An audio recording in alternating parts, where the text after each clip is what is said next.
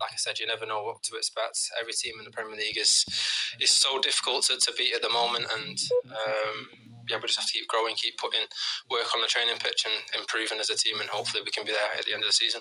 Just finally, the two finishes today, they were exquisite. Your first one within the first minute, and then to actually settle the match as well. For you, how did they feel? Yeah, amazing to get on the score sheet. I was so hungry just to play today, to not prove to anyone else but prove to myself that I can still score goals, and been a bit frustrated in the last game against Newcastle. I had a few chances that I missed, so it's been in the back of my mind today to try and put it right, and I've delighted to put 2 away today. Yeah, 2 goals from Phoden. They were cruising at half-time, and then suddenly Leeds United flipped the script in the second half. Yeah, big change. I mean, Calvert-Lewin came on at half-time and brought a defender on, Daniel Farke, whatever he said at half-time. We're talking about a manager under pressure. There's a huge reaction from Leeds United second half, and came out of the blocks, with a goal, of course, early on in the second half, and deserved to get back level as well. And to be fair, City will count themselves lucky. Foden in injury time getting a winner for them.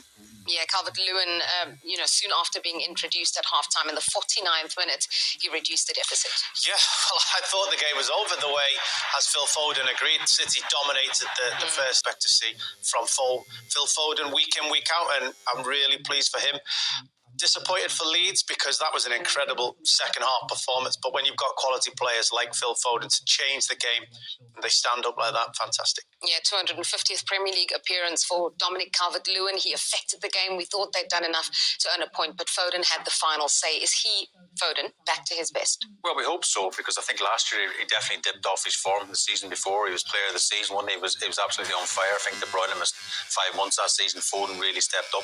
Again, De Bruyne has left the club this season, and it feels he's back to the levels where we think he can play at. And again, 2 goals. He's only 1 goal before today. He's more than doubled his tally, and it feels like he's back to his best again.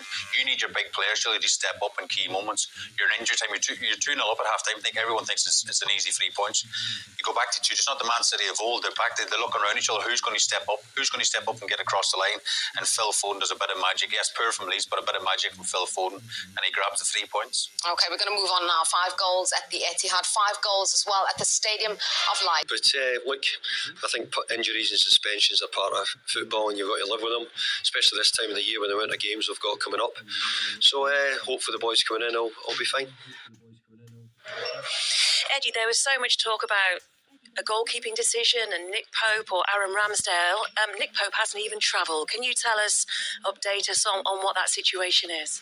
Yeah, we were training yesterday. Nick's gone to make a save and just felt something in his groin. It wasn't necessarily initially sort of a problem, but after training it seized up and it was painful enough for him not to travel. Well, that is the big news, isn't it, Shay? Nick Pope is injured. In comes Ramsdale today.